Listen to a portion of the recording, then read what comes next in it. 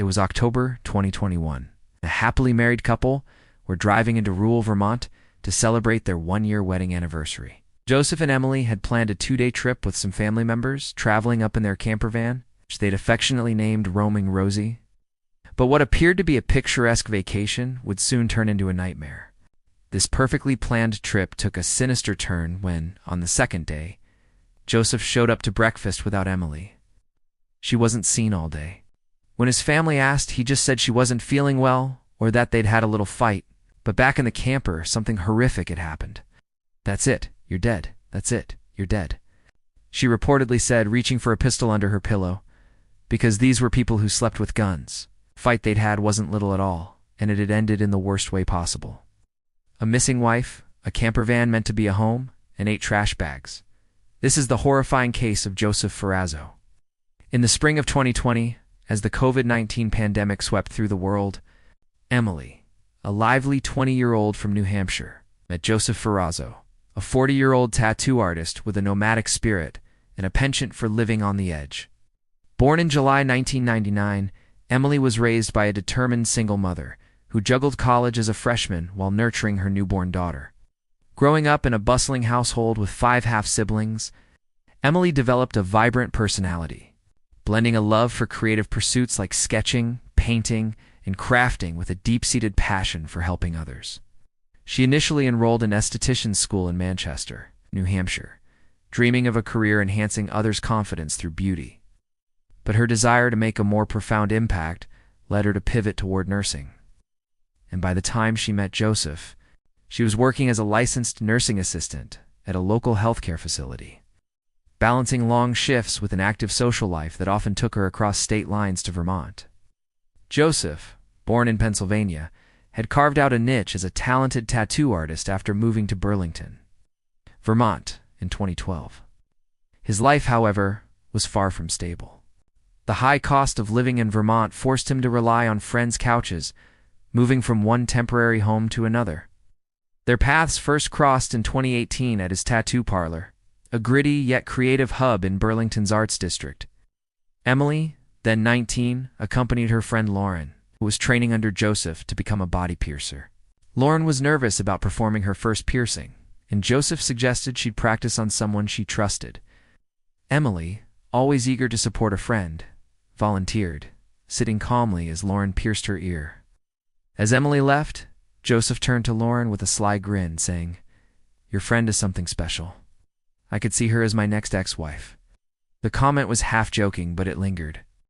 At the time, Emily was in a relationship, and Joseph soon relocated to Maine for a year to pursue new opportunities. But in early 2020, upon his return to Vermont, he reached out to Emily. After giving her a tattoo, a delicate floral design she'd chosen to mark a recent breakup, their connection sparked. They began spending time together, exploring Vermont's winding backroads on Joseph's weathered Harley-Davidson, sharing stories under the stars and bonding over their mutual love for art and adventure. Emily was captivated by Joseph's creative talent, his rugged charm, the allure of his unconventional lifestyle, despite his financial struggles. Living with her parents in a modest New Hampshire home, she enjoyed the security of a stable family, while maintaining a vibrant social circle in Vermont, where she partied with friends and embraced her youthful independence. Their romance escalated quickly. By August 2020, Joseph proposed, presenting Emily with a simple silver ring during a quiet moment at a Vermont lake. By October, they married in a small, intimate ceremony attended by close family and friends. Facing financial constraints, they pooled their savings to purchase an old yellow school bus, which they named Roaming Rosie, with dreams of converting it into a cozy mobile home for their future adventures. To save on rent, they parked the bus on Emily's parents' rural property in New Hampshire, a sprawling lot with room for the couple to tinker with their project while benefiting from her family's support. The fairy tale romance, however, began to unravel almost immediately. By New Year's Eve 2020, Emily called her mother Sarah in tears, recounting a heated argument during which Joseph had pushed her against a wall. Sarah, growing increasingly alarmed, noticed troubling marks on Emily's body during a visit. A deep gouge across her chest, which Emily attributed to their rambunctious dog, Max, and a handprint-shaped bruise on her upper arm.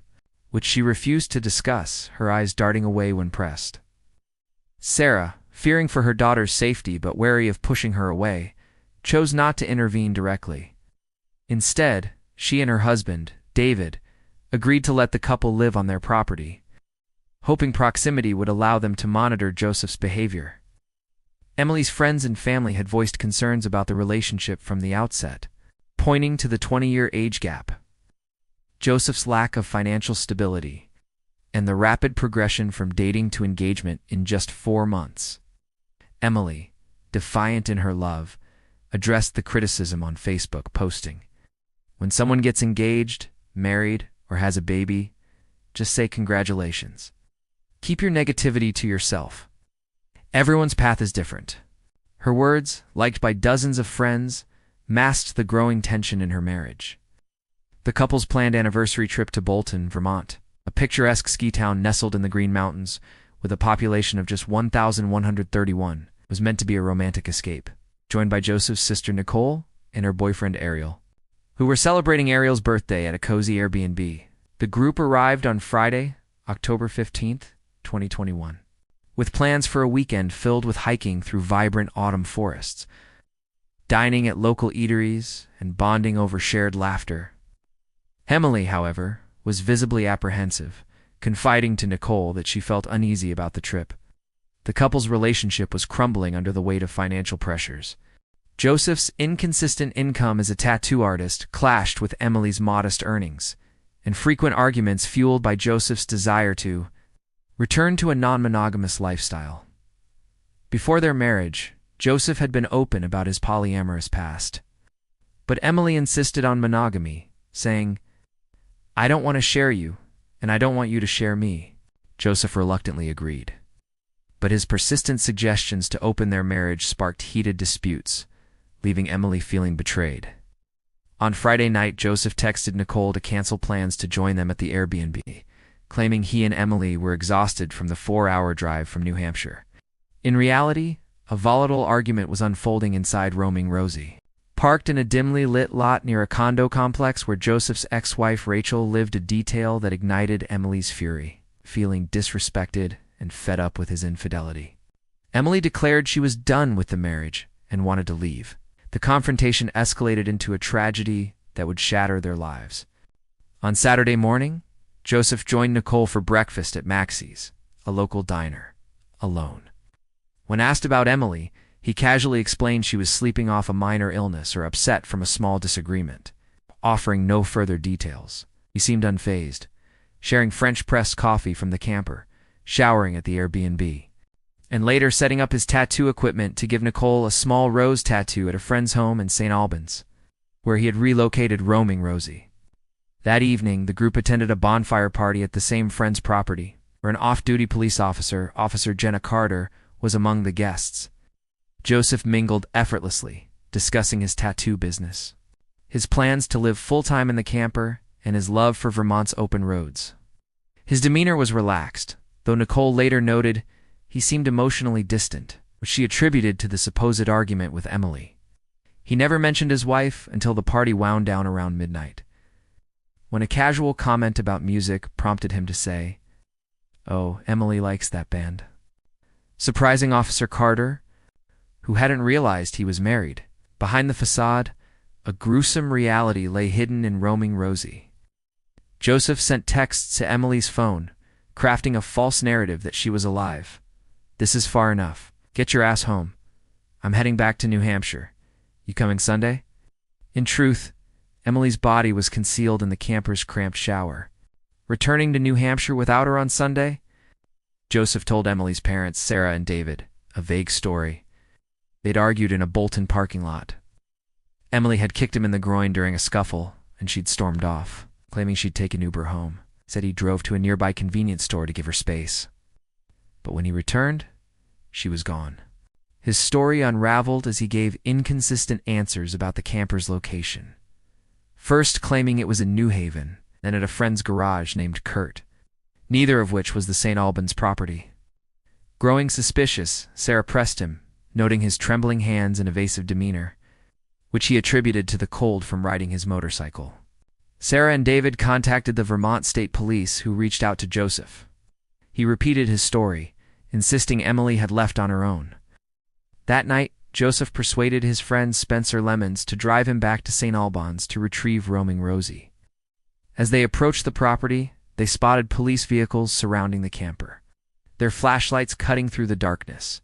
Panicked, Joseph urged Spencer to drive away, saying, "Just go to the end of the road. It's a dead end." As Spencer turned around, Joseph confessed, "Emily's in the van. She's not alive." Shocked Spencer demanded answers, asking, "Did you hurt her?" Joseph admitted yes, revealing the horrifying truth. Fearing for his own safety, Spencer ordered Joseph out of the car and called 911, reporting, "I've got a guy who says he did something really bad. His wife is in the van and she's not alive." Police searched roaming Rosie and discovered 8 black garbage bags containing Emily's dismembered remains. They also found a Glock 19 handgun with a silencer under a pillow, munitions stored in a nearby basket, and a blood-stained chef's knife in a butcher's block in the camper's small kitchen. Blood was detected on the mattress, which had been flipped to conceal the stains, and on the wooden frame beneath it. The shower held traces of blood, alongside a bottle of bleach, a scrub brush, and cleaning rags. Pointing to a calculated cover-up, the evidence painted a chilling picture of a brutal murder and a meticulous attempt to hide it. On October 19, 2021, Officer Jenna Carter spotted Joseph at a St. Albans gas station, recognizing him from photos circulated in a Vermont State Police press release. As he grabbed an energy drink from the cooler, their eyes locked. When approached, Joseph took a long, deliberate sip, his body language betraying panic before he deflated, admitting, "No, I'm not okay." When Carter mentioned Emily's family's concern, he replied, "Let's go," and was taken into custody.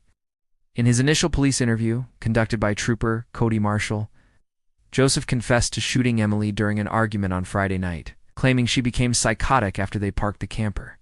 He described retrieving a silenced Glock 19 from a closet, covering her face with a red throw pillow from the camper's couch, and firing 2 shots into the left side of her head.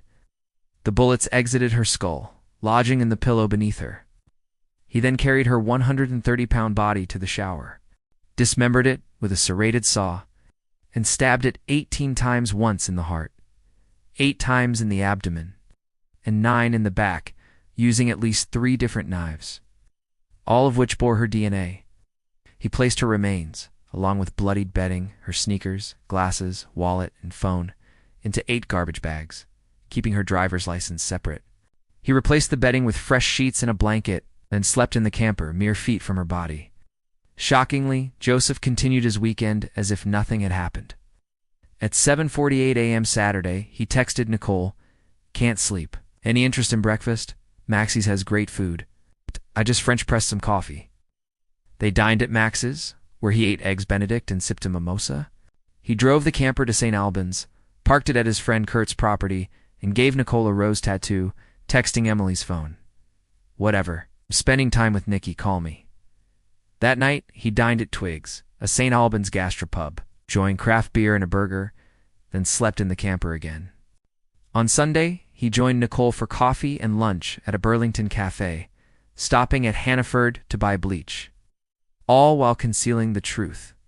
On Monday, before leaving for New Hampshire to retrieve his Jeep, allegedly to bury Emily's remains in the woods, he sent a final text to her phone, "You're an expletive. I don't deserve this." At his December 2024 trial in Chittenden County Superior Court, Joseph shifted to a self-defense claim, alleging Emily attacked him during the Friday night argument, saying, "That's it, you're dead," and reaching for a Taurus pistol under her pillow. He claimed he swatted her with a pillow after she elbowed him in the groin, and fearing for his life, fired his Glock, which he said was already in his hand. He cited her alleged history of violence, triggered by jealousy over his non-monogamous past, which she had insisted on abandoning for monogamy. Joseph described their relationship as turbulent, marked by communication breakdowns and physical altercations. Threatening to ruin his business and tell her friends to boycott his parlor, he also alleged she kicked his dog Max and expressed concerns about her potential to harm a future child, prompting them to seek couples therapy with a Dr. Elizabeth Webster in early 2021. They discussed starting a family but frequently considered divorce, with Joseph picking up divorce papers from the courthouse multiple times, though they always reconciled. Joseph also referenced his traumatic upbringing, alleging physical abuse by his mother, including beatings with a coat hanger that led to child welfare investigations when he was 12. He claimed this normalized violence in his relationships, portraying Emily as part of a pattern of aggressive partners who lashed out physically when frustrated. He admitted to leaving his phone unlocked for Emily to see his messages, hoping transparency would ease her jealousy, but said it led to further violence. Forensic evidence dismantled his defense. Dr. Elizabeth Shapiro, the medical examiner, testified that Emily was shot while her head rested on a pillow, not during a struggle, and no Taurus pistol was found. Both guns in the camper were Joseph's. The toxicology report showed no alcohol in her system, contradicting his claim of mutual drinking on Friday night. Prosecution, led by Assistant Attorney General Laura Thompson, argued Joseph's actions were driven by his ego. Unable to accept Emily's rejection of his infidelity and her desire to end the marriage, they highlighted his chilling normalcy post-murder. Eating breakfast, giving tattoos, dining out, and texting Emily's phone to maintain the ruse while her body lay in the shower. They noted he never told Nicole, who was just yards away at the Airbnb, or his ex-wife Rachel, who lived nearby, because he didn't want to dump his drama or make a bad impression on Ariel. A 2018 incident bolstered the prosecution's case, where another woman, Jessica, then 20, accused Joseph of drugging and threatening to kill her after a date at his tattoo parlor. She claimed he texted her without her sharing her number, and on their third date, he attacked her, saying, "I'm going to stab you, but you can text your family to say goodbye." Jessica escaped by staying calm. But no charges were filed due to insufficient evidence, and her restraining order request was denied. Joseph denied the allegations, but the incident suggested a pattern of predatory behavior toward younger women, a pattern that culminated with Emily. After 5 hours of deliberation, including a 50-minute review of Joseph's contradictory testimony, the jury convicted him of first-degree murder on December 12, 2024, rejecting lesser charges of second-degree murder or voluntary manslaughter. They found his actions premeditated, driven by ego rather than self-defense. Joseph faces a mandatory minimum of 35 years in prison. With sentencing scheduled for February 2025, Emily's family, devastated by the loss of a vibrant 22-year-old with dreams of becoming a nurse, continues to grieve, supported by a community that remembers her warmth and creativity. This case is a haunting reminder of how quickly love can spiral into tragedy when trust and respect erode. What are your thoughts on this devastating story? How do you view Joseph's claims of self-defense in light of the evidence? Share your insights in the comments below, and let's discuss the warning signs and lessons from this tragedy. If you found this episode gripping, give it a like, subscribe to the Crime Decoder, and hit the bell for more compelling true crime stories.